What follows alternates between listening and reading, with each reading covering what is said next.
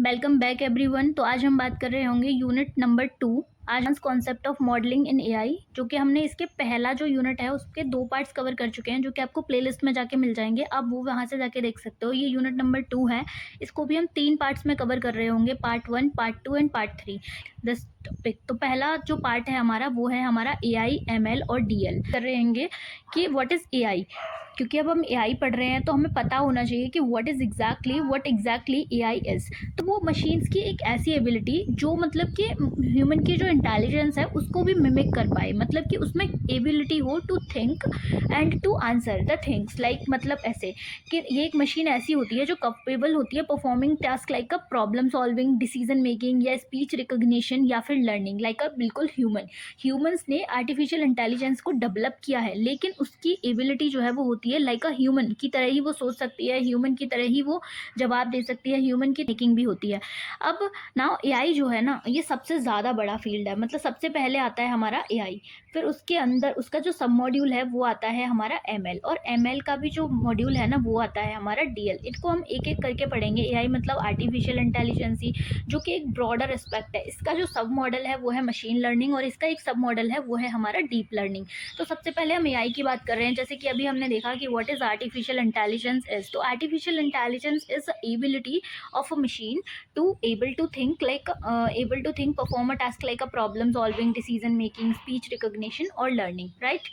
So now AI जो है वो ब्रॉडर फील्ड है, as I already told you. इसके अंदर हमारा क्या क्या है, एमएल है और डीएल है, जो इसके सबसेट है। एआई का ही सबसेट हमारा एमएल है और एमएल का सबसेट जो है डीएल है। तो एआई का सबसेट जो है वो एमएल भी हुआ और डीएल भी हुआ। ML stand for machine learning and DL stand for deep learning. तो गोल है to make machines think, act and learn like a human. जैसे कि एग्जाम्पल की अगर हम बात करेंगे तो वर्चुअल असिस्टेंस है, जैसे कि हम सबके फ़ोन में मोस्टली होता है एलेक्सा। हमारे जैसे हमने देखा है एलेक्सा है, श्री है या गूगल असिस्टेंस है, ये तो हमारे सबके फ़ोन में ही होता है। या फिर AI powered health care diagnosis अगर कहीं पर हमने देखा हो, तो वो क्या करता है, वो पुराने जितने भी हमारे पेशेंट्स हैं उनका जो डेटा है उसको ट्रैक करके रखता है कि उनको पहले कौन सी बीमारी थी, अब उनको हमें कौन सा डायग्नोस करना है। या फिर सेल्फ ड्राइविंग कार्स भी इसके अंदर आती हैं। अब हम मशीन लर्निंग के बारे में, तो मशीन लर्निंग क्या है? Machine learning as we already know कि it is a subset of AI. And machine learning क्या करती है, वो क्या करती है, लर्न करती है automatically from the data and past experiences. For example, जैसे हम पहले पास्ट में हमारे साथ कुछ गलत हो गया है किसी जगह पर जाने से, या हम गिर गए हैं किसी चीज़ पर, तो हम क्या करेंगे, नेक्स्ट टाइम उस चीज़ पैटर्न को याद रखते हैं और नेक्स्ट टाइम हम वो एक्टिविटी परफॉर्म नहीं करेंगे जो हमें हार्म करती है। करेक्ट? जो भी हम डेटा उसे देते हैं उसके बेसिस पर लर्न करती है, जो भी उसके पास्ट एक्सपीरियंसेस होते हैं उनके बेसिस पर वो लर्न करती है हर एक टास्क के लिए। इसको किसी भी स्पेसिफिक टास्क के लिए प्रोग्राम नहीं किया जाता। जैसे हम ह्यूमंस होते हैं तो हमें किसी स्पेसिफिक टास्क के लिए तो प्रोग्राम नहीं किया जाता कि बस हमें दूसरों से बात ही करनी है या लोगों को देखना है। हम क्या करते हैं, हम सारे एक्सपेक्ट्स में ही एक्सपर्ट होते हैं। लाइक हम लोगों को समझना जानते हैं, लोगों से बात करना जानते हैं, आइडेंटिफाई करना जानते हैं। तो ऐसे ही मशीन लर्निंग भी होती है। तो मशीन लर्निंग ना क्या करती है, वो पैटर्न्स को बेसिकली रिकॉग्नाइज करती है लाइक अ ह्यूमन, और वो क्या करती है, अपनी परफॉर्मेंस को इम्प्रूव करती है जैसे जैसे हम उसे ज़्यादा डेटा देते जाते। एग्जाम्पल की अगर हम बात करेंगे, अगर एक 5 साल का बेबी है, उसको इतनी नॉलेज नहीं है, जब वो 10 ईयर्स का हो जाएगा तो उसका माइंड थोड़ा ना ज़्यादा बड़ा हो जाएगा, मतलब ब्रॉडन हो जाएगा। तो टू थिंक, तो उसने क्या करा, जैसे एज बढ़ी उसके अंदर डेटा गया, मतलब कि 5 साल उसने डेटा को ऑब्जर्व किया, लोगों को ऑब्जर्व किया, तो उसने और ज़्यादा उसमें एबिलिटी डेवलप हुई to think, to learn and to act in a like a better way. तो सेम हमारा मशीन लर्निंग भी काम करता है। जैसे एग्जाम्पल की अगर हम बात करेंगे इसमें, तो स्पैम मेल डिटेक्शन है।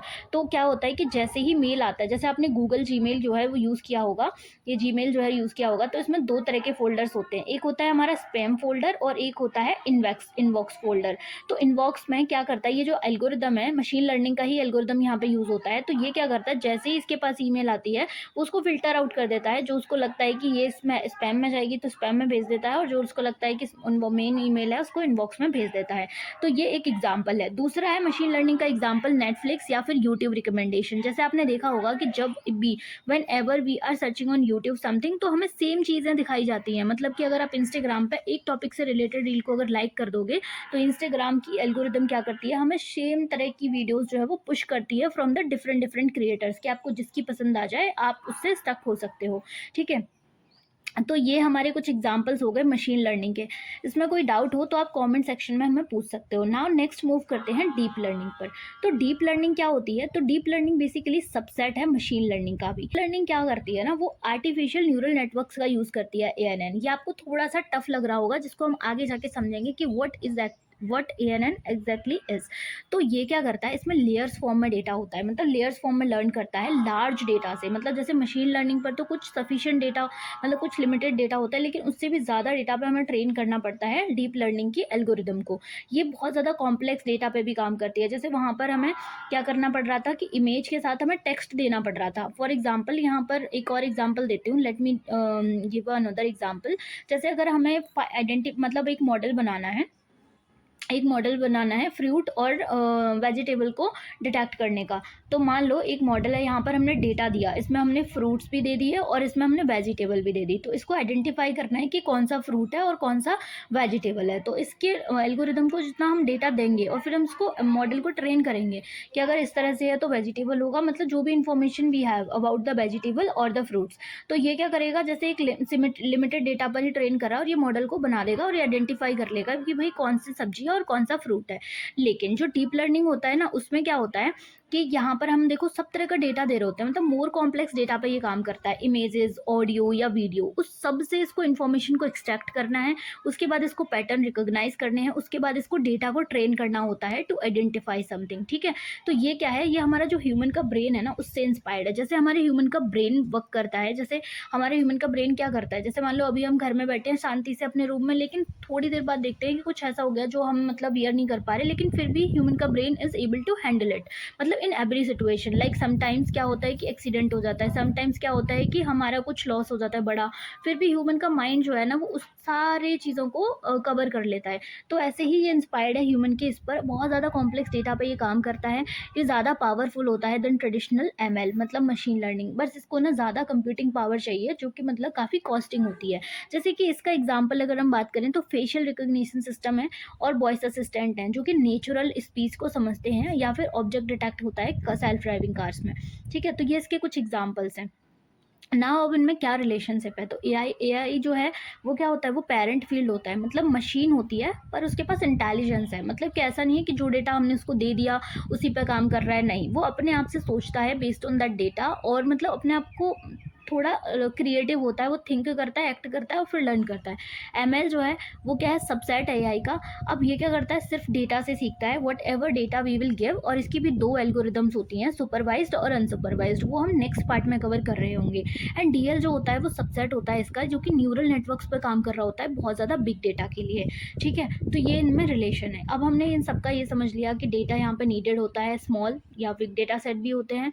यहाँ पे स्ट्रक्चर डेटा होता है, मतलब कि जो मशीन लर्निंग होती है ना, वो एक स्ट्रक्चर डेटा पे काम करती है बेसिकली, जहाँ पर हम वो इजीली पैटर्न्स को रिकॉग्नाइज कर पाए। जैसे कि एग्जांपल में हमने देखा था फ्रूट्स एंड वेजिटेबल्स को आइडेंटिफाई करने वाला। यहाँ पर लार्ज डेटा सेट होता है, कॉम्प्लेक्सिटी यहाँ पे जनरल टास्क होते हैं, यहाँ पे मीडियम कॉम्प्लेक्स होता है और यहाँ पे ज़्यादा कॉम्प्लेक्स होता है। एग्जाम्पल इसके चैट बोट है या फिर एक्सपर्ट सिस्टम है, यहाँ पे स्पैम फिल्टर है या रिकमेंडेशन यूट्यूब का, फेशियल रिकग्निशन और सेल्फ ड्राइविंग कार्स। ये सब हमने इस पार्ट में सीखा कि इन तीनों में क्या रिलेशन है, और हर एक की एग्जांपल सीखे, और कौन सी AI, ML और DL जो है वो कौन सी एल्गोरिदम पे काम करते हैं, वो कैसे अपने मॉडल्स को ट्रेन करते हैं। ठीक है, नेक्स्ट पार्ट में हम इनके बारे में डिटेल्स में पढ़ेंगे। Till then bye bye, wait for the next part, आपको प्लेलिस्ट में मिल जाएगा। और अभी आपने बाकी के पार्ट्स नहीं देखे हैं तो आप जाके बाकी के पार्ट्स भी देख सकते हो। चलो, अगर आपको वीडियो अच्छी लगी हो, इसमें इन्फॉर्मेशन लगी हो, तो प्लीज़ कमेंट्स करके ज़रूर बताना, ताकि दूसरे स्टूडेंट्स को पता चल सके कि इसमें जो वैल्यू है वो भी देख सकते हैं, क्योंकि कमेंट से ही पता चलता है। And you can support me bye subscribing my channel which is free of cost.